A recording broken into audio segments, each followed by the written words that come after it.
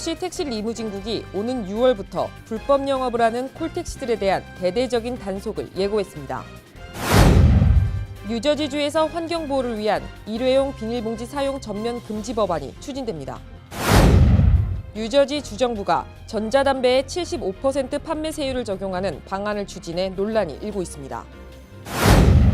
미국 내 일부 한국 공관들이 구금돼 있거나 수감 중인 자국민 보호 관리에 소홀한 것으로 드러났습니다. 오는 2020년 10월 1일부터 연방 리얼 아이디법이 뉴욕주에서도 전면 시행됨에 따라 벌써부터 리얼 아이디 신청이 급증했습니다.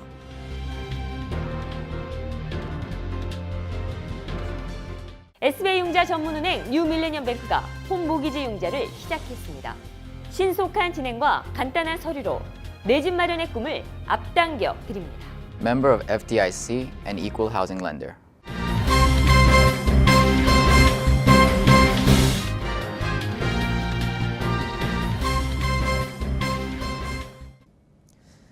시청자 여러분 안녕하십니까? 5월 31일 KBTV 뉴스9 김아라입니다. 뉴욕시 택시 리무진국이 오는 6월부터 불법 영업을 하는 콜택시들에 대한 대대적인 단속을 예고한 가운데 한인 기사들을 대상으로 공청회를 열었습니다. 보도에 양준하 기자입니다. 택시 리무진국 측은 무면허 택시 영업 규제와 택시 리무진국 면허 취득 방법, 운전자의 권리 등에 대해 설명했으며 특히 무면허 택시 영업을 하다 적발될 경우 벌금은 물론 차량도 영구 압류된다고 경고했습니다. 한인업계에 따르면 현재 퀸즈에서 영업하는 한인 콜택시 기사는 500명 정도입니다. 하지만 그 가운데 3분의 1 정도만 택시 리무진국 정식 면허를 발급받은 것으로 파악되고 있습니다.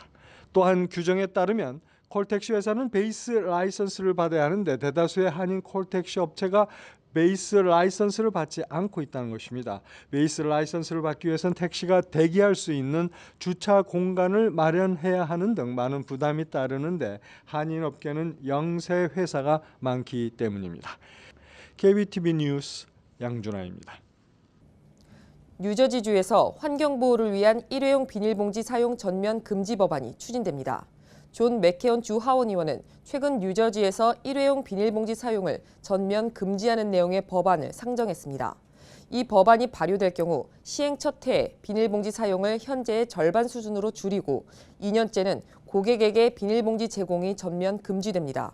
또 고객들이 재사용할 수 있는 장바구니를 소매점들이 제공해야 한다는 내용도 포함됐습니다. 해당 법안은 환경보호가 명분입니다. 연방환경보호청에 따르면 매년 전국에서 3,800억 개의 비닐봉지가 사용됩니다. 현재 주의회에서는 비닐봉지 사용을 줄이기 위해 한 장당 5센트의 수수료를 부과하자는 법안도 논의되고 있는데 이번에 상정된 법안은 완전히 사용을 금지하자는 내용이라 주목을 받고 있습니다. 환경보호론자로 알려진 맥케온 의원은 비닐봉지 유료화보다는 전면 금지가 나은 방안이라며 비닐봉지 유료화의 경우 세금 성격으로 여겨질 수 있다고 말했습니다. 하지만 식품업계에서는 비닐봉지 완전 퇴출보다는 수수료 부과가 현실적인 방안이라는 입장입니다. 뉴저지주 정부가 전자담배의 75% 판매 세율을 적용하는 방안을 추진해 논란이 일고 있습니다. 보도에 권우영 기자입니다. 필 머피 주지사의 행정예산안에는 전자담배 등 담배 제품에 대한 과세를 늘려 주정부 수입을 5,900만 달러 증액시키는 내용이 포함됐습니다. 이에 따르면 전자담배에는 75%에 이르는 판매세율을 적용하고 다른 담배 제품에 대한 판매세율도 현행 30%에서 68%로 올릴 계획입니다. 당국은 펜실베니아주와 경쟁할 수 있는 세율을 책정하기 위한 논의를 계속하고 있다고 밝혔습니다. 세율을 최대한 올리되 뉴저지 주민들이 인접한 주로 가서 전자담배를 구입할 정도로 가격 격차가 벌어져서는 안 된다는 것입니다. 주정부의 이런 움직임에 대해 전자담배 판매업소와 소비자들은 크게 반발하고 있습니다. 판매업소들은 뉴저지주에서 75%의 세율을 적용할 경우 300여 곳의 판매업소가 문을 닫게 될 것이라는 입장입니다. 또한 소비자들은 과도한 세금 부과로 전자담배 가격이 급등하면 다시 일반 담배를 피우게 되는 사람이 많아질 거라고 주장하고 있습니다. KBTV 뉴스 권우영입니다. 미국 내 일부 한국 공관들이 구금돼 있거나 수감 중인 자국민 보호 관리에 소홀한 것으로 드러났습니다. 한국감사원이 30일 공개한 재외공관 및 외교부 본부 운영 실태 보고서에 따르면 휴스턴 총영사관은 관할 지역 내 24명의 재외국민 수감자 중 16명에 대해 1년 이상이 지난 뒤 방문 면담을 했으며 4명에 대해서는 1년이 지나도록 방문 조사를 하지 않은 것으로 조사됐습니다. 애틀란타 총영사관은 한국 국적의 수감자 신상 파악도 하지 않은 것으로 드러났습니다. 재외공관은 수감 중인 재외국민에 대해 정기적으로 방문해 인권 침해 여부를 확인하고 공정한 수사 및 재판을 받을 수 있도록 영사 조력 활동을 해야 합니다. 또한 이번 감사 결과 재외공관 직원들의 공사대금 횡령 등 허술한 복무기강 사례도 드러났습니다. 뉴저지주가 과학, 기술, 공학, 수학 등 스템 분야 전공 학생들의 학비 대출금을 최대 8,000달러까지 탕감해주는 방안을 추진합니다.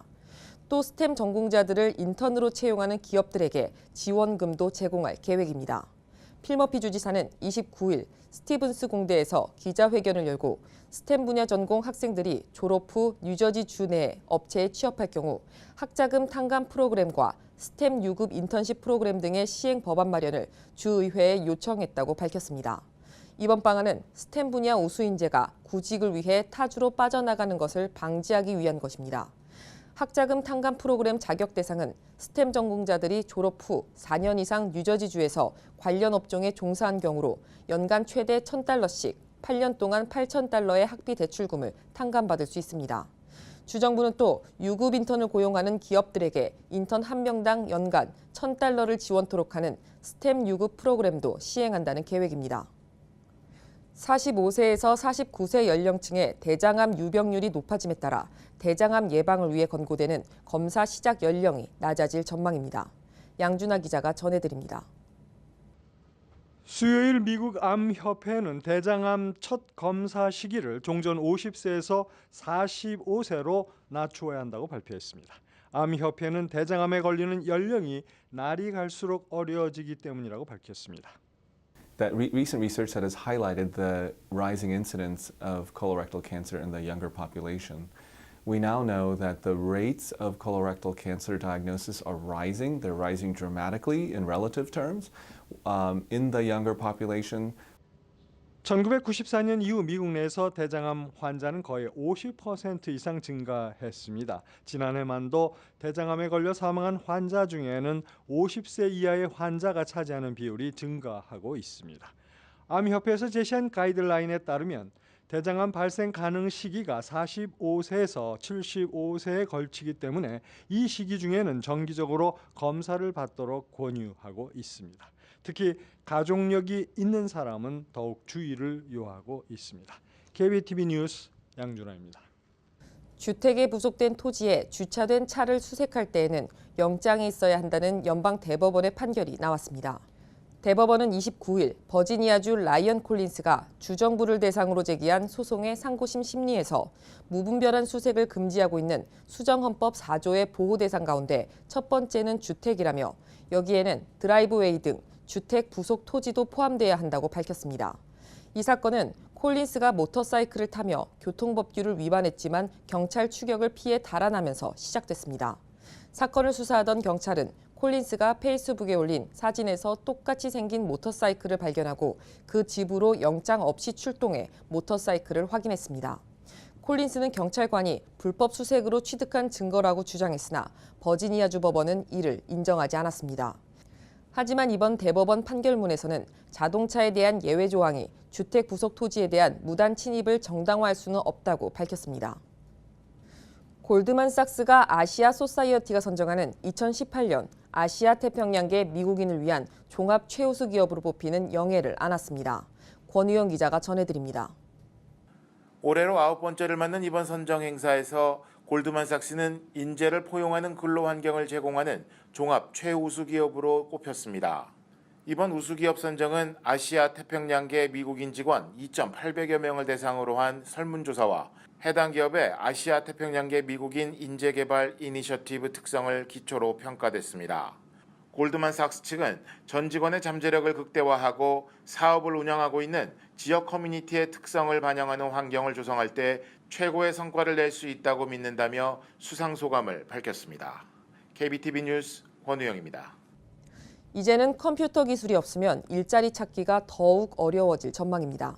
양준하 기자가 전해드립니다. 조그만 상점의 캐셔나 판매 보조원 같은 별다른 기술을 요하지 않던 기본 잡도 이젠 테크놀로지 발달 영향으로 기본적인 컴퓨터나 POS와 같은 장비의 소프트웨어를 다룰 줄 알아야 일자리를 얻을 수 있습니다. 이 때문에 고용시장 호조에도 불구하고 비숙련 노동자의 새로운 일자리 찾기는 날이 갈수록 쉽지 않은 것으로 나타났습니다. 이러한 현상은 고용주들이 비숙련 직종인 패스트푸드 캐셔에도 최신 컴퓨터 소프트웨어 사용 등을 요구하고 있기 때문이라고 합니다. 과거에는 없었던 키오스크나 스마트폰 페이 등 테크놀로지와 접목한 최신 기기들이 매장에 등장하면서 이와 관련한 소프트웨어를 다룰 줄 알아야만 업무가 가능해지고 있습니다. 그동안 소매 상점의 판매원 식당 캐셔는 달리 기술을 요하지 않았기 때문에 1차적으로 쉽게 일자리를 얻을 수 있는 직종으로 여겨져 왔습니다. 하지만 날로 고용주들이 새로운 소프트웨어를 결제 시스템에 접목시킨 장비들을 사용하면서 리테일 비숙련 노동자들은 세일즈포스와 같은 고객관계 관리 소프트웨어를 사용할 줄 알아야 취업이 가능해지고 있습니다. KBTV 뉴스 양준하입니다. 오는 2020년 10월 1일부터 연방 리얼 아이디법이 뉴욕주에서도 전면 시행됨에 따라 벌써부터 리얼 아이디 신청이 급증했습니다. 뉴스데이는 30일 최근 보안 장치가 훨씬 강화된 리얼 아이디를 발급받기 위한 민원인들이 주 차량국 오피스로 몰려들어 평소보다 방문객이 20에서 30% 증가했다고 보도했습니다. 지난 2005년 제정된 리얼 아이디법은 운전면허증을 항공기 탑승이나 연방정부 관련 업무에 사용하기 위해서는 법에서 규정한 조건들을 충족해야 한다는 내용입니다. 조건들은 신분증에 성명, 생년월일, 주소, 고유번호뿐만 아니라 위조 방지, 얼굴 인식 기능이 설치돼야 한다는 것입니다. 이에 따라 뉴욕 주민은 2020년 10월 1일부터 리얼 아이디법 규정을 충족하는 리얼 아이디나 강화 운전면허증이 아닌 일반 운전면허증만으로는 국내선 항공편을 탑승할 수 없고 여권을 동반 지참해야 합니다.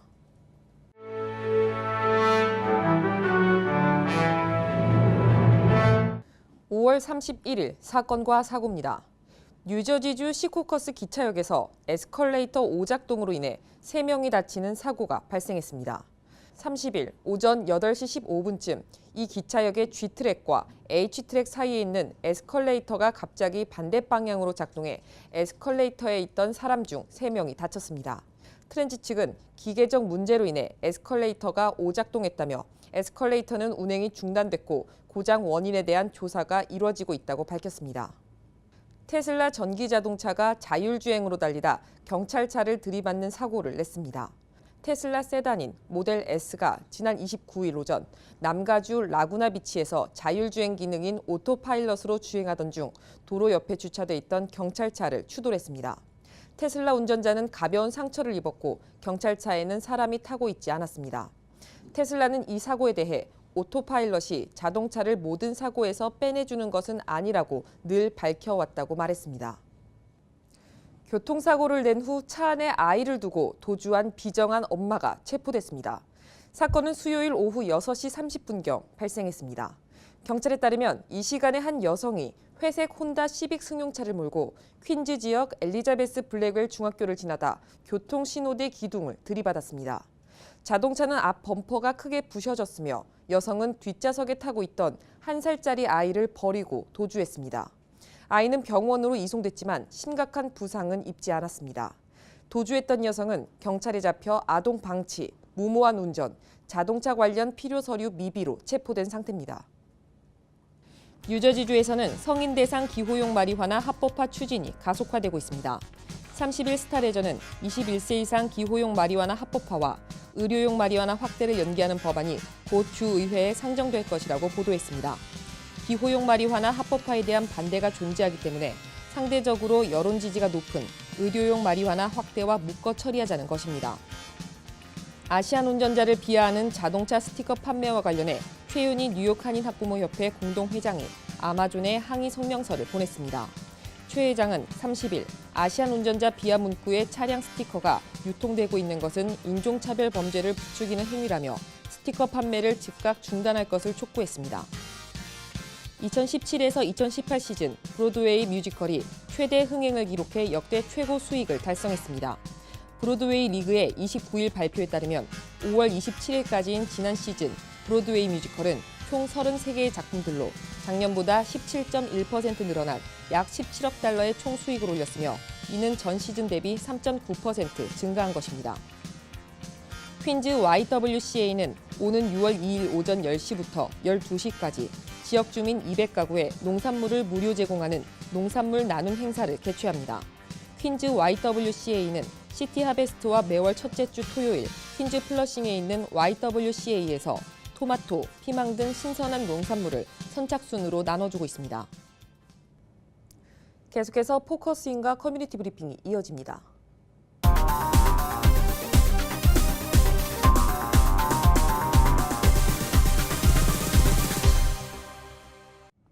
포커스인입니다. 저번 시간에 이어서 뉴저지 네일협회 손종만 이사장님과 함께하겠습니다.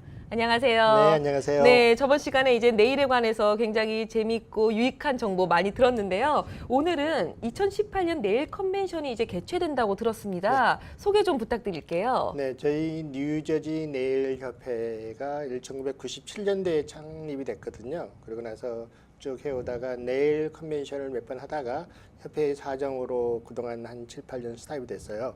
다시 저희가 네일 쇼를 시작합니다. 네일 쇼라고 하면은 네일에 관한 모든 재료들이 다 참석을 하거든요. 그래서 데모스트레이션도 하고 새로운 제품을 선보이는 그런 쇼입니다. 네, 제가 듣기로는 또 신제품에 대해서도 발표가 많다고 들었는데 대충 어떤 신제품들이 나오나요? 네, 요즘 대세인 그 파우더 젤에 관해서도 나오고요. 요즘 라이센스티브라는 또 젤이 있거든요. 그런 젤도 나오고 여러 가지 새로운 신상품들이 많이 나오고 있습니다. 네, 이런 신상품들이 이제는 예전에는 뭐 이렇게 저희의 그런 고정관념상 뭔가 네일을 이렇게 많이 손에 붙이면은 손톱 건강에 안 좋다 이런 얘기도 많이 들리잖아요. 근데 이제 점점 이제 이런 건강도 신경을 써주는 그런 신제품도 또 많이 나오겠어요.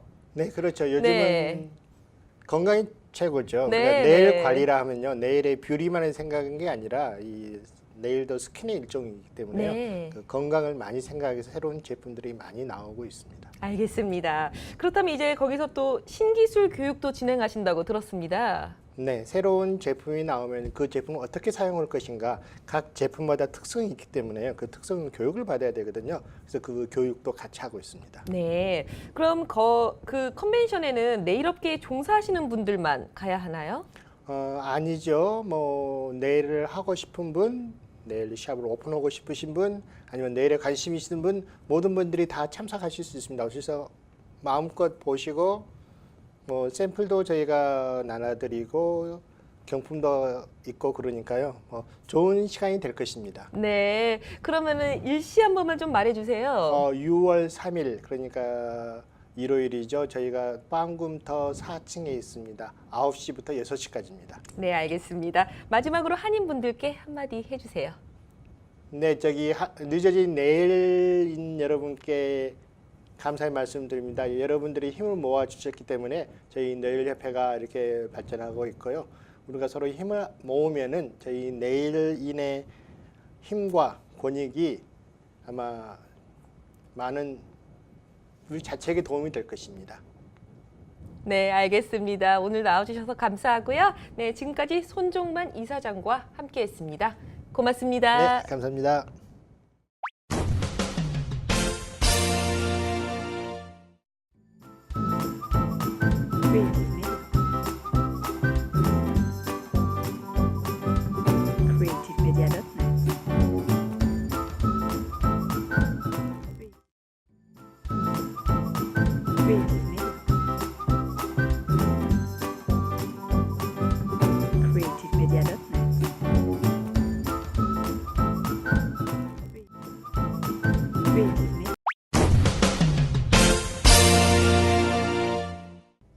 이어지는 순서 환율과 증시입니다.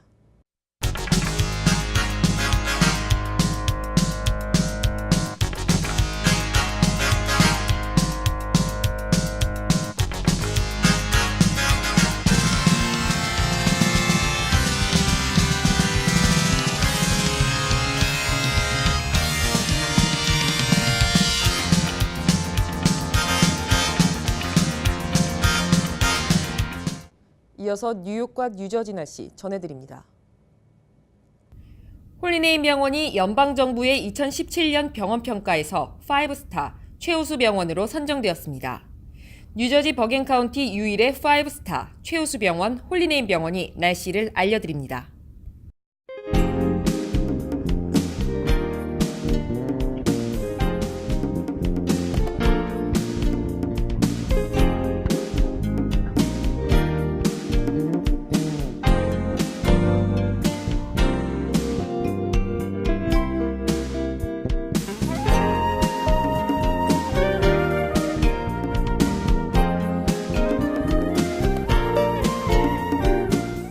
건강한 가정, 행복한 한인사회를 위해 함께합니다. 한국인을 아는 병원, 실력 있는 병원, 홀리네임 병원. KBTV 오늘의 날씨는 홀리네임 병원에서 제공합니다. 이상으로 5월 31일 KBTV 뉴스9 모두 마치겠습니다. 오늘도 KBTV 뉴스9과 함께해 주신 시청자 여러분 고맙습니다. 편안한 밤 되십시오.